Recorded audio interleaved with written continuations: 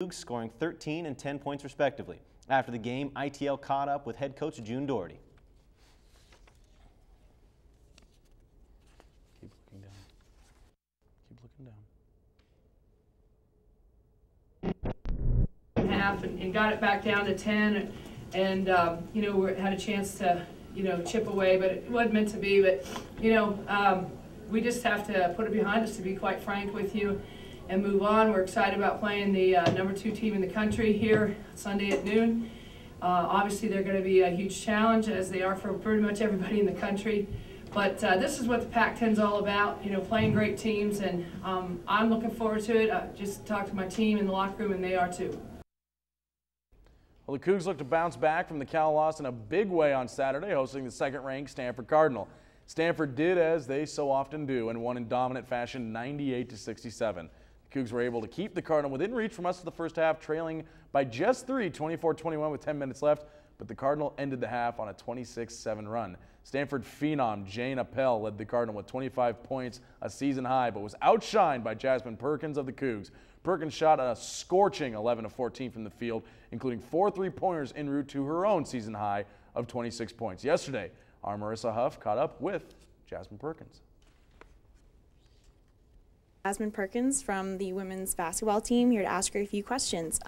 Yeah, hey, Mike. You shot 26 points. You made 4 3-pointers, 78%. Was there anything with the Stanford defense that you saw that gave you an advantage, or were you just in the zone? How were you able to succeed that well? Just rolling with the play. Every time our coach called the play, I knew what spots were going to be open on the floor. And, you know, I do whatever I do in any other game. It's just, I guess that game I had an all night. Very exciting, of course, but at the same time, it's just the same rotation. It's basically ball movement, and if the ball comes my side and I'm hot, they're going to keep feeding it to me on that side. So I guess that's where all that came from, my teammates' work. Yeah, that's great. Did you work on anything different to prepare for the Stanford game than you would a normal game at all? Actually, yeah, I wouldn't say just Stanford game, just for the rest of the season, working on looking to see where the second defender is instead of my defender, looking to see where the open player is on the opposite side of the court, just kind of focusing on more of angles on the court than usual now. I know in the second half of the game, as a team, you shot. As a team, you guys were shooting 50%. Did you talk about anything specific at halftime? We did, but it was more on defense. And it was basically, let's keep the pressure up and play our game, go for the boards. So that was our main focus going in the second half. And they, just like I said, the coaches are just saying, like, your offense will come. Offense always comes if you're playing great defense. And then I know you play USC this Thursday. Is there anything else specific that the coach is putting on you guys at practice? Any differences that you'll be working on for this game? It's basically the same as going in the second half of Stanford. Let's come out with more pressure. Let's come out playing better D. Our defense, really, we need to pick our defense up. It seems like we're playing hard, but I feel like as a player, we could play harder than that and swipe some teams in the Pac-10. Great. Thank you so much for your time. Back to Dom and Michael.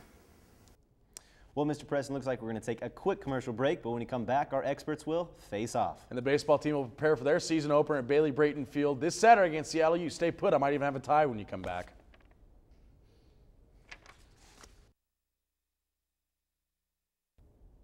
Welcome back to Inside the Lines. We're going to toss it to Julia Burton, who's with Jeff McNish and Bruce Lee for Faceoff.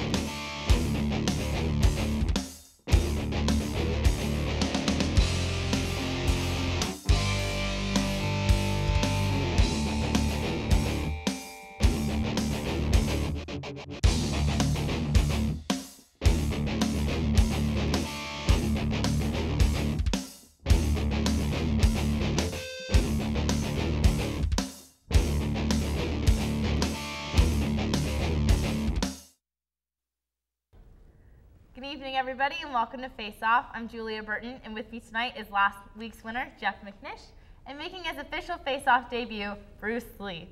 A lot of things are happening in the sports world, so let's get to it. After 10 years as athletic director at WSU, Jim Sterk has moved on. Announced over the weekend, Sterk will be taking the same position at San Diego State University. Is this move good or bad for WSU athletics? Bruce? Well, I have to look at this as a good move. When you look at Jim Sterk's tenure here, I mean, what really has he done? We've had bad football, bad basketball, minus 2 years, men's basketball. Women's sports, people thought June Doherty would bring it back, and basketball, I mean, the team's still bad. We have to look at it as a failure. If you go from a Pac-10 school as their athletic director and you go down to a WAC conference school, how is that supposed to be proved as a success? Oh, when I look at it, I mean, yeah, he did jump ship to a lower conference, but I think that was his personal decision. I mean, he wanted to get out of Pullman, move on. As for his tenure, I think he did a great job here. I mean, he single-handedly rebuilt the men's basketball program, which was dismal. I mean, just horrible. At bottom of the Pac-10 every year. Now we're making NCAA tournaments, brought in the Bennetts, now has Ken Bone, who looks like a solid coach. The women's program's turned around. I think everything is on the up, and I think he left the program in a much better place than it was when he took over. And I also think, you know, if we can build off of his job, bring in a big-time hire like Bill Moos, I think you know, we could really build on his success and go on and win a lot of Pac-10 championships in the future. Here's where I think you're missing missing a big point is football. That's supposed to be the big money maker in D1 college sports, and our football team has been horrible the last couple of years. Horrible, downright horrible. I've been here, this is my 4th year now. Our first year was our only good year and we finished 500.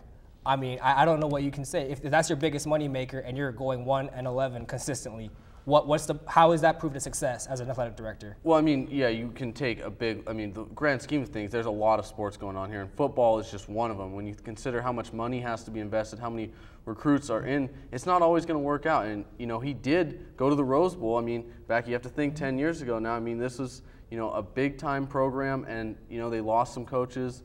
You know, Doba did not have the tenure he was supposed to. Paul Wolf hasn't had success so far, but he has had no players to work with. Now that he's bringing in his guys, maybe he'll have a turnaround. Maybe he won't even be here next year, too. But either way, even if Paul Wolf is fired before even next year, they have a lot of good recruits, and they're building on the success. But when you look at it, people, when they look at athletic directors, they automatically jump to football first, because that's the money maker. And without a successful football program, we aren't, I mean, you have to say that it was a bad tenure and a good move for WSU. All right, well, I'm going to go with Bruce on this one. I definitely think that he had a long time to make the school, you know, great, and he definitely did not succeed. And, you know, maybe he'll do better in, you know, at San Diego State, but for now, I think it's a good decision that he's leaving. All right, so moving on to the NBA now. The Amari Stoudemire sweepstakes is in full swing as the Thursday trade deadline comes closer. The Cleveland Cavaliers and the Miami Heat are the two teams discussing potential deals with Phoenix. Which team will be a better fit for Amari? Jeff? Well, I think the better fit is Miami. When you look at it on paper, you know, Cleveland may appear to be the better fit, but I don't think the package they're offering is going to be attractive enough for Steve Kerr to move Amari Stoudemire there. I really just don't see it happening. You look at Miami, they can dish a guy like Michael Beasley, a young, successful guy, and then it's going to create, you know, a better team. You have Dwayne Wade, and then inside you have Amari Stoudemire along with Jermaine O'Neal, who can give you some minutes. I think, you know, Miami has a lot more incentive to do this, because if they don't go out and make a big trade and a big splash, they could very easily lose Dwayne Wade. I agree with you that Miami would be the better spot, but I'm going to make a case for Cleveland here. That is, one, even if they do trade Amari to Miami and they give up Michael Beasley, you just gave up your future for a half-season rental, pretty much, because Amari Stoudemire's contract expires at the end of this year, which means he's not locked in after this year, and he'd be a free agent just as well as LeBron, Dwayne Wade, Chris Bosh, the big superstar sweepstakes this summer. But with Cleveland, giving up J.J. Hickson is a more attractive package than Beasley, because Hickson has shown more upside, more off the court, no off-the-court problems, none of the mental issues. He has an inside game that Beasley is lacking right now, but he'll probably come to because of his size. Hickson is